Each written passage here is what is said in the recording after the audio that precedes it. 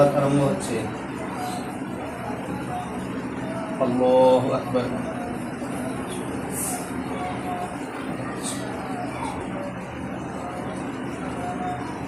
আল্লাহু আকবার। আল্লাহু আকবার। আল্লাহু আকবার। আল্লাহু আকবার। আল্লাহু আকবার। আল্লাহু আকবার। আল্লাহু আকবার। আলহামদুলিল্লাহি রাব্বিল আলামিন আর রহমানির রহিম মালিকি ইয়াউমিদ্দিন ইয়্যাকা না'বুদু ওয়া ইয়্যাকা নাস্তাঈন ইহদিনাস সিরাতাল মুস্তাকিম সিরাতাল লাযীনা আন'আমতা আলাইহিম গায়রিল মাগযুবি আলাইহিম ওয়ালাদ-দাল্লিন আমিন। تبارك الذي بيده الملك وهو على كل شيء قدير الذي خلق الموت والحياة ليبلوكم أيكم أحسن عملا وهو العزيز الغفور الذي خلق 7 سماوات طباقا ما ترى في خلق الرحمن من تفاوت فارجع البصر هل ترى من فتور ثم ارجع البصر كرتين ينقلب إليك البصر خاسئا وهو حسير ولقد زينا السماء الدنيا بمصابيح وجعلناها رجوما للشياطين وأعتدنا لهم عذاب السعير وللذين كفروا بربهم عذاب جهنم وبئس المصير الله أكبر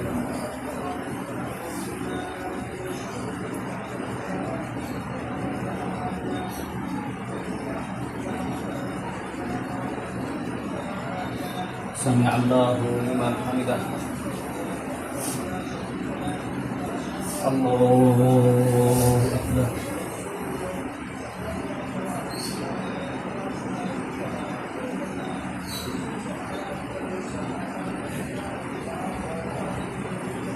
الله أكبر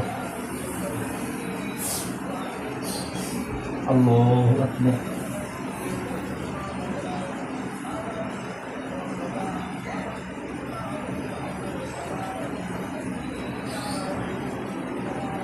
الله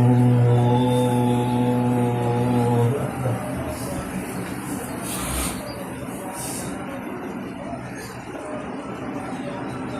الله أكبر الله أكبر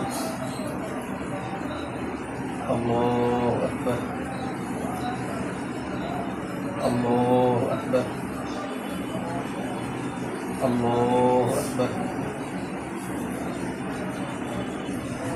الحمد لله رب العالمين الرحمن الرحيم مالك يوم الدين إياك نعبد وإياك نستعين اهدنا الصراط المستقيم صراط الذين أنعمت عليهم غير المغضوب عليهم ولا الضالين آمين قل أرأيتم إن أهلكني الله ومن معي أو رحمنا فمن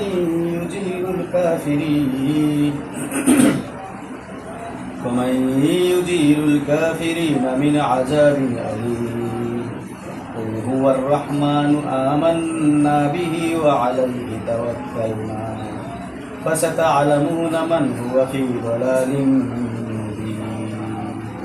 قل أرأيتم إن أصبح ماؤكم غورا فمن يأتيكم بماء معين الله أكبر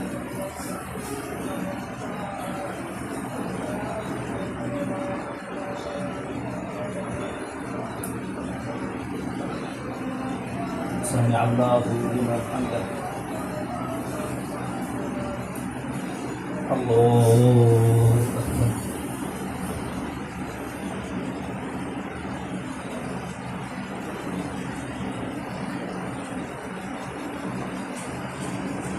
الله أكبر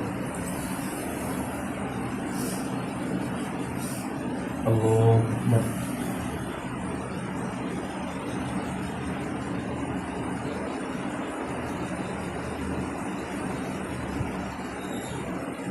الله أكبر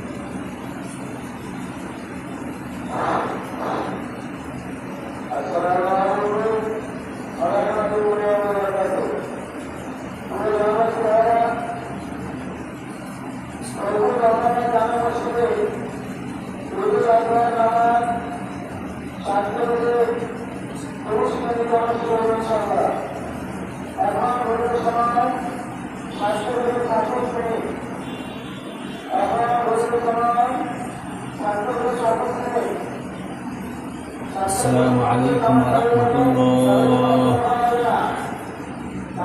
السلام عليكم ورحمة الله الله আলহামদুলিল্লাহ যাবতীয় প্রশংসা মহান আল্লাহ তাআলা যার কোনো শরীক নেই যার কোনো পার্টনার নেই তিনি এক তার কোনো শরীক নেই এবং মুহাম্মদ সাল্লাল্লাহু আলাইহি সাল্লামের উপর দরুদ ও সালাম বর্ষিত হোক সবাই বলুন আল্লাহুম্মা সাল্লু আলাইহি আল্লাহুম্মা বারিক আলাইহি আম্মা বাদ আউযু বিল্লাহি মিনাশ শাইতানির রাজীম বিসমিল্লাহির রহমানির রহিম কুল ইন্নামা আনা বাশারুম মিসলুকুম ইউহা ইলাইয়া আন্নামা ইলাহুম ইলাহুন ওয়াহিদ ফামান কানা ইয়ারজু লিকা রাব্বিহি ফালইয়ামাল আমালান সালিহান ওয়া লা ইউশরিক বিইবাদাতি রাব্বিহি আহাদা। বাংলা অনুবাদ। বলো, আমি তোমাদের মতোই একজন মানুষ, আমার নিকট ওহী প্রেরণ করা হয়, তোমাদের ইলাহ এক ইলাহা, যে তোমাদের ইলাহ এক ইলাহা। সুতরাং যে তার রবের সাক্ষাৎ কামনা করে সে যেন সৎকর্ম করে এবং তার রবের ইবাদতে কাউকে শরীক না করে। এখানে আল্লাহ বাংলায় বলছেন, বাংলায় যেটা বলছেন আমরা যেটা বলছি আমাদের ভাষায়, মাতৃভাষায়, যে আল্লাহ মুহাম্মদ সাল্লাল্লাহু আলাইহি সাল্লামকে বলছেন, বলো, মানুষদেরকে বলো যে আমি তোমাদের মতোই মানুষ। মুহাম্মদ সাল্লাল্লাহু আলাইহি সাল্লাম আমাদের মতোই মানুষ, কিন্তু পার্থক্য আছে। কি পার্থক্য? না, আমার উপর ওহী প্রেরণ করা হয় যে তোমাদের ইলাহ এক ইলাহ, মানে মুহাম্মদ সাল্লাল্লাহু আলাইহি সাল্লাম একত্ববাদের দাওয়াত নিয়ে এসেছেন যে আল্লাহর সাথে কাউকে শরীক করা যাবে না। সুতরাং যে তার রবের সাক্ষাৎ কামনা করে সে যেন সৎকর্ম করে এবং তার রবের ইবাদতে কাউকে শরীক না করে, মানে ইমানে শিরক না থাকে। শিরকটা কি? শিরক হলো যেমন আল্লাহ ছাড়া কাউকে মানে রব হিসাবে মেনে নেওয়া। মুশরিকরা যেটা করে থাকে, মুশরিক কারা? না, যারা আল্লাহ বাদে অন্য কাউকে ইলাহ বলে মানে। যেমন মুসলিম সমাজেও কিছু মুশরিক আছে যে আল্লাহ তো গায়েব জানে, নবীও গায়েব জানে। তারপর জুমার দিনে ইয়া নবী সালাম আলাইকা বলে কিয়াম করে। কি বলে? কি ভেবে? না, নবী সাল্লাল্লাহু আলাইহি সাল্লাম ওদের কাছে এসে গেছে, সেই জন্যে বেয়াদব হয়ে বসে থাকবে, ওই জন্যে দাঁড়িয়ে নম্রতা দেখাচ্ছে, ভদ্রতা দেখাচ্ছে।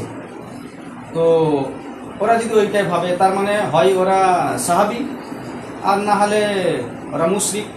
কেননা আল্লাহ ছাড়া কেউ হাজির নাজির নয়। নবী সাল্লাল্লাহু আলাইহি সাল্লামকে যে হাজির নাজির ভাবে সে মুশরিক, মুশরিক এবং মুশরিক।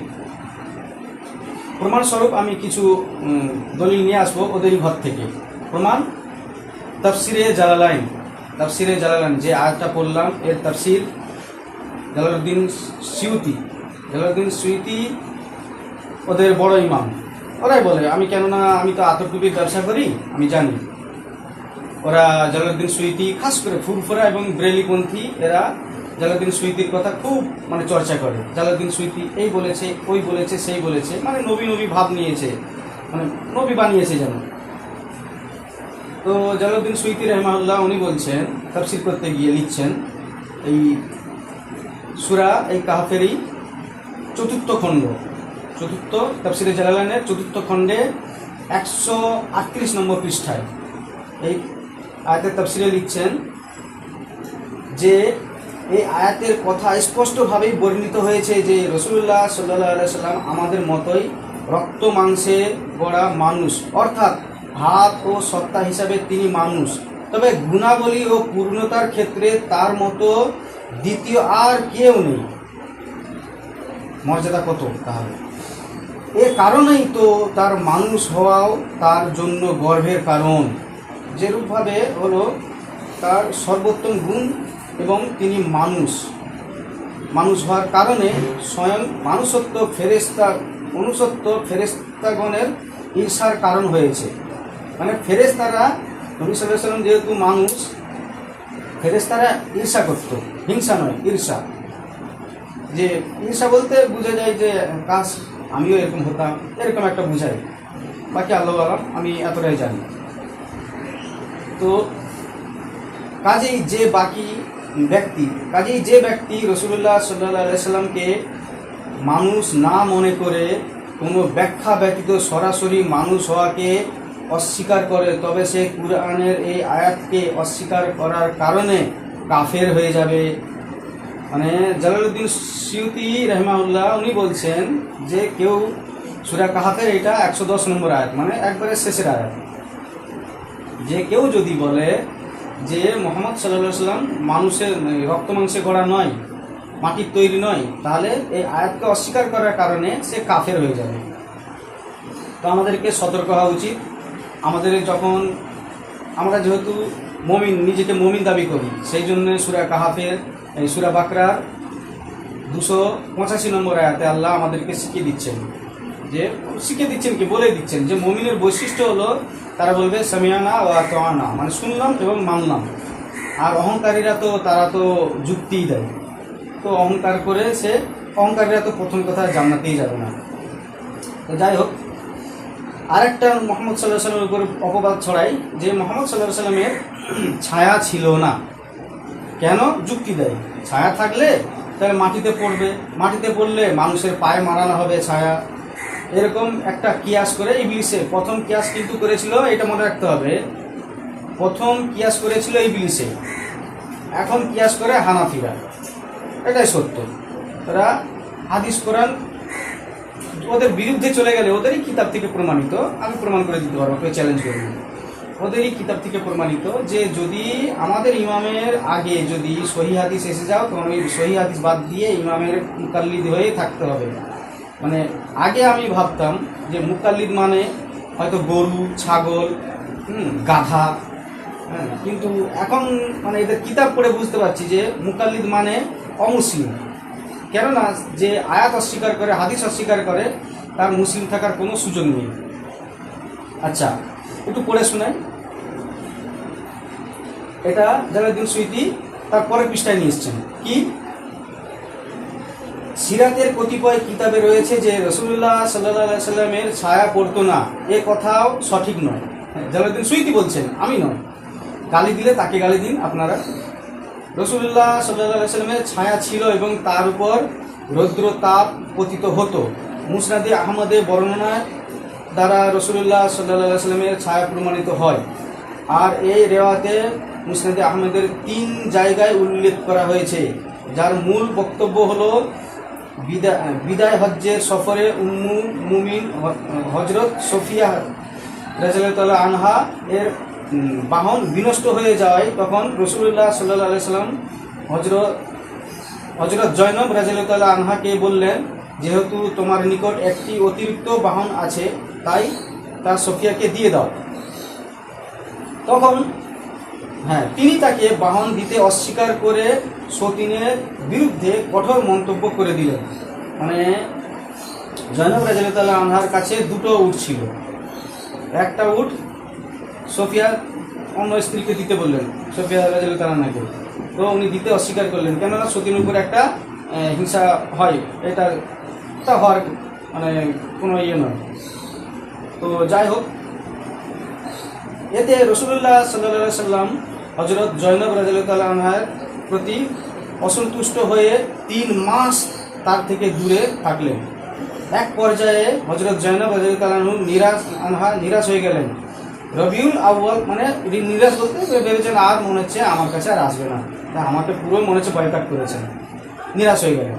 তারপর রবিউল আউয়াল মাস শুরু হলে রাসূলুল্লাহ সাল্লাল্লাহু আলাইহি ওয়াসাল্লাম হযরত জয়নব রাদিয়াল্লাহু আনহুর নিকট আগমন করেন। তখন হযরত জয়নব রাদিয়াল্লাহু আনহুর ছায়া দেখে ভাবতে লাগলেন, এ তো কোনো মানুষের ছায়া, হ্যাঁ এ তো কোনো মানুষের ছায়া হয়ে থাকবে।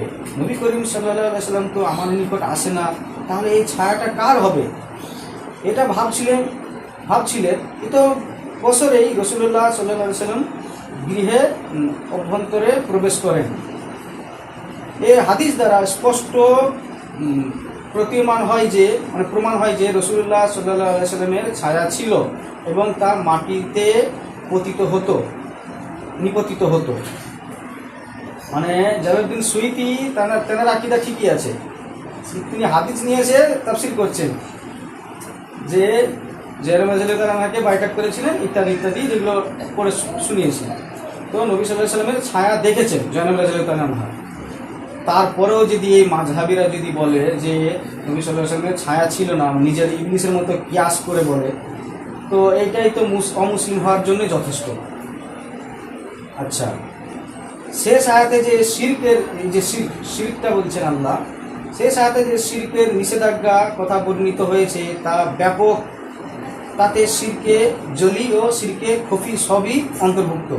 শিরকে জলি হলো যা মুশরিকরা করে থাকে, এইখানে ভালো করে শুনুন, শিরকে জলি যা মুশরিকরা করে থাকে, আর শিরকে খফি হলো লৌকিকতা সম্বলিত ইবাদত, মানে লোককে দেখানোর উদ্দেশ্যে যে ইবাদত করা হয় সেটা হলো শিরকে খফি, মানে ছোট শিরক। যেরূপভাবে শিরকে জলি দ্বারা আমল নষ্ট হয়ে যায়, অনুরূপভাবে লৌকিকতা আমলকে বিনষ্ট করে দেয়। মানে লোক দেখানোর উদ্দেশ্যে যে আমলটা করা হয় সেটা নষ্ট হয়ে যায়, যা দুনিয়ার উদ্দেশ্যে করা হয়েছে এবং যা দ্বারা প্রসিদ্ধি ও মর্যাদা লাভ উদ্দেশ্য হয়। আর যেটা মানুষকে দেখানো ও শোনানোর জন্য করা হয়েছে তা গ্রহণযোগ্য নয়। এ জাতীয় আমল পরকালে তার জন্য অনিষ্টই বয়ে আনবে। বহু হাদিসে এ জাতীয় বক্তব্য পাওয়া যায়। তো শিরকে জলি হলো যেটা মানে আল্লাহ বাদে অন্য কাউকে মাবুদ হিসেবে মানা হয়, আর শিরকে খফি হলো যেটা লোক দেখানোর উদ্দেশ্যে যে আমি এই আমলটা করছি, আমাকে লোক খুব ভালো বলবে, ইত্যাদি ইত্যাদি। তো যারা শিরকে জলি বলতে যে বললাম কবরে বলছি, হ্যাঁ কবরে চাদর দিয়া কবরের কাছে গিয়ে চাওয়া, আমার বাবা আমাকে এইটা দাও, বাবা আমাকে ওইটা দাও, এগুলো হচ্ছে শিরকে জলি। যেমন নবী সাল্লাল্লাহু আলাইহি ওয়াসাল্লামকে হাজির নাজির ভাবা, এইটাও শিরকে জলি, মানে বড় শিরক। জলি বলতে বড় শিরক, এগুলো বড় শিরক। এই শিরক যে করবে তার সব কিছু বরবাদ, এখন আরেকটা বিষয়, যেমন আল্লাহ তাআলা, এটা যেমন যে বললাম শিরকে জলিটা এরা কারা করে থাকে, কবর পূজারীরা, যেমন ফুরফুরা, আজানগাছি, অনেক রকমের দল আছে, কিন্তু দেওবন্দি এসব থেকে পবিত্র। তাহলেও দেওবন্দীদের আকীদাও ভ্রষ্ট। কেননা আল্লাহ বলছেন কোরআনেতে, আমি 11-এর অধিক আয়াত দিতে পারবো ইনশাআল্লাহ, কমসে কম 11টা তো দিতেই পারবো ইনশাআল্লাহ, যে আল্লাহ বলছেন আমি আরশের উপরে আছি। কিন্তু এদেরকে জিজ্ঞাসা করলে, যাকে মাযহাবী যতই মানুষকে জিজ্ঞাসা করবে তাদের একই বক্তব্য, তারা দায়িত্ব নিয়ে বলে যে আল্লাহ আমাদের, আবার সোজা ভাষায় বলে যে আমাদের আহলুস সুন্নাত ওয়াল জামাতের আকীদা হলো আল্লাহ সর্বত্র বিরাজমান। তখন তাকে আয়াত দেখালে সে বলে না, আয়াত আছে কিন্তু আমাদের আকীদা এইটাই। তো আল্লাহর আয়াত অস্বীকার করলো, আর আল্লাহর আয়াত যে কেউ যদি অস্বীকার করে আর সে মুসলিম থাকে না, সে অমুসলিম। সেই জন্য আমরা আহলে হাদিসরা সতর্ক থাকবো মাঝহাবিদের পিছনে সালাত না পড়ি, কেননা এদের অধিকাংশ আলেমদেরই একই আকীদা, সব গুমরাহ। যেমন নাসিরউদ্দিন চাঁদপুরি একবারে টাটকা ইবলিস, একবারে টাটকা ইবলিস।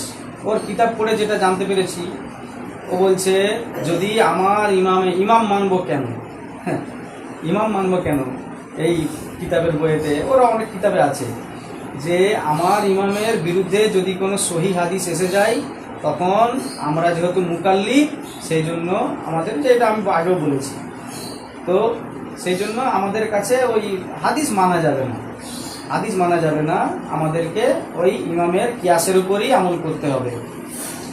তো আর সে মুসলিম থাকার সুযোগ পায়নি। যখন হাদিস অস্বীকার করলো আর সে মুসলিম নিজেকে দাবি করতে পারে না, এটা তার মুখের দাবি হতে পারে কিন্তু কাজে বাস্তব করছে না, তো সে অমুসলিম। তো সেই জন্য আমরা আহলে হাদিসরা সতর্ক থাকি যেন মাযহাবিদের পিছনে সালাত না পড়ি। হ্যাঁ, যেমন কয়েকজন ভালো আলেম আছে আমার নজরে, যেমন শায়েখ আহমদুল্লাহ, হ্যাঁ এরকম টাইপের কিছু আলেম আছে, তাদের আকীদা ঠিক আছে, তাদের আকীদা ঠিক আছে। তো এই যে আকীদা আমার ভ্রষ্ট, আমার আকীদায় যদি ভ্রষ্ট হয়, আমার কুরবানি আল্লাহ কি করে কবুল করবে? আমার কুরবানি আল্লাহ কবুল করবে না। সূরা মুহাম্মদের প্রথম 1, 2, 3 আয়াতে আল্লাহ একই কথা বলছেন যে আল্লাহর রাস্তায় যারা বাধা সৃষ্টি করে আমি তাদের সব আমল বরবাদ করে দেবো, সব আমল বরবাদ করে দেবো। আল্লাহর রাস্তায় বাধা সৃষ্টি করে, কেমন বাধা সৃষ্টি করে না, আহলে হাদিসদের মসজিদেরা ভাঙচুর করে, আহলে হাদিসরা জোরে আমিন বলে তাকে ঘাট ধাক্কা দিয়ে বের করিয়ে দেয়। যেমন আমি ওদের পিছনে সালাত পড়ি না বলে সেই জন্য আমাকে মসজিদ থেকে বের করে দিয়েছে। হ্যাঁ, দেববন্দীরা বলছে তুমি যদি আমাদের মতো সালাত পড়বে তাহলে আসবে, না হলে আসবে না। ফুরফুরা বলছে এটা আমাদেরই মসজিদ, তুমি আসবে না, আমাকে পুরো গ্রাম থেকে বাইকাট করেছে। তো আল্লাহ বলছেন যে ওদের আমলকে আমি বরবাদ করে দেবো, আমল গ্রহণ করব না। তারপর 2 নম্বর আয়াতে আল্লাহ বলছেন যে মুহাম্মদের প্রতি যে আয়াত নাজিল করা হয়েছে তার উপর যে বিশ্বাস করেছে সেই অনুযায়ী যে আমল করেছে আমি তাদের গুনাহ মাফ করে দেবো এবং তাদের অবস্থা ভালো করে দেবো। আবার 3 নম্বরে আয়াত আল্লাহ বলছেন যারা আল্লাহর রাস্তায় বাধা সৃষ্টি করে তারা হচ্ছে বাতিলের অনুসরণ করে।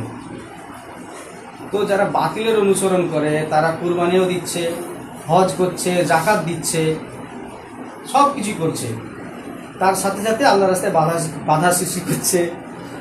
তো তাদের আল্লাহ ইমানটাই তো নিবে না, আমল কিসের?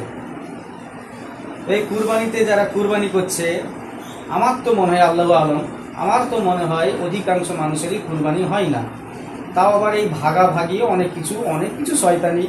হুজুর গরু জবাই করার সময় একবার একটা ফদ্দ দিয়ে দিল তাকে, একবারে বিড়ি করে বকতে থাকলো, বকে কত কিছু বকে, কাউকে শুনতে দেয়নি।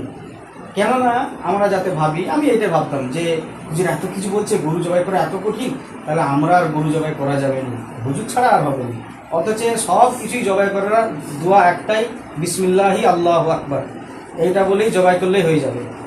আর ওই লিস্ট পড়ে পড়ে আল্লাহকে বুঝাচ্ছে যে আল্লাহ তুমি আমাদের অন্তরের খবর জানোনি, ওই জন্য লিস্ট পড়ে পড়ে শুনিয়ে দিলাম উমুকের নামে, পক্ষ থেকে নয়, নামে। মানে এখানেও এরা মুশরিক হয়ে যাচ্ছে। নামে, যখন নামে কারো নামে, আল্লাহ বাদে কারো নামে যখন কুরবানি দেওয়া হবে তখন ওইটা কুরবানি আর হবে না। যেহেতু আল্লাহর নামে জবাই করা হয় সেই জন্য গোশ হয়তো খাওয়া যাবে, আল্লাহু আলম, তবে কুরবানি তো কবুল হওয়া অসম্ভব, বাকি আল্লাহু আলম। তো আল্লাহ আমাদের ইমান ও আমলকে পরিশুদ্ধ করে নিয়ে তৌফিক দান করুন, আর মাযহাবিদের ফিতনা থেকে আমাদেরকে আল্লাহ রক্ষা করুন, আমিন। সুবহানাকা আল্লাহুম্মা ওয়া বিহামদিকা আশহাদু আল্লা ইলাহা ইল্লা আনতা আস্তাগফিরুকা ওয়া আতুবু ইলাইক।